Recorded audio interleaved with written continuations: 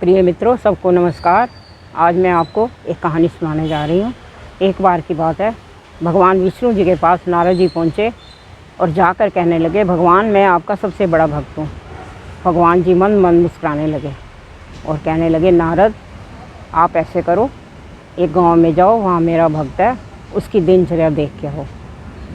नारद जी ने कहा कि भगवान मेरे से भी बड़ा भक्त है। भगवान जी ने कहा, नारद जी आप वहाँ जाकर देखोगे तो आपको खुद ही पता चल जाएगा।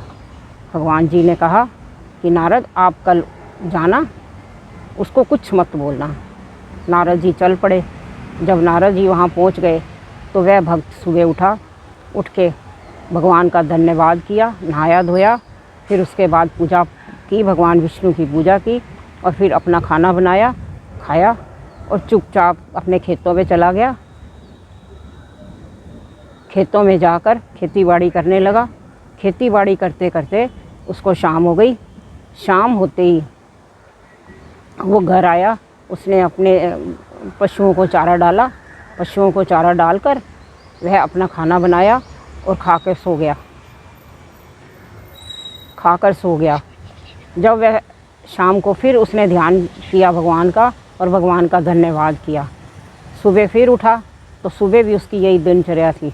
उठते ही भगवान के पास नमस्कार करने गया, फिर नहाया धोया, फिर भगवान की पूजा की और फिर खाना खाकर खेतों की तरफ चल गया।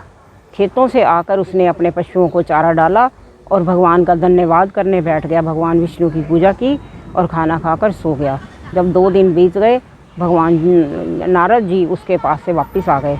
भगवान जी ने पूछा कि नारद जी आपने उसका क्या देखा? कहता है, भगवान जी उसकी दिनचर्या में तो कुछ भी ऐसा नहीं है कि जो वो परम भक्त हो। भगवान जी ने कहा, नारद जी ऐसे करो, आप एक अमृत कुंड का घड़ा भरा हुआ ले जाओ और 3 लोक की यात्रा करके आओ। जब वो 3 लोक की यात्रा पर निकला तो उसने भगवान की पूजा नहीं की।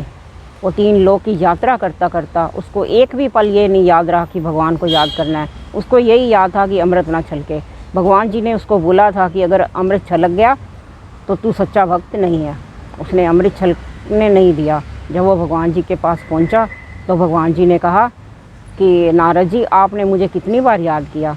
उसने कहा, भगवान जी मैं आपको याद नहीं कर पाया क्योंकि मेरा ध्यान सिर्फ अमृत ना छलके इसकी तरफ था।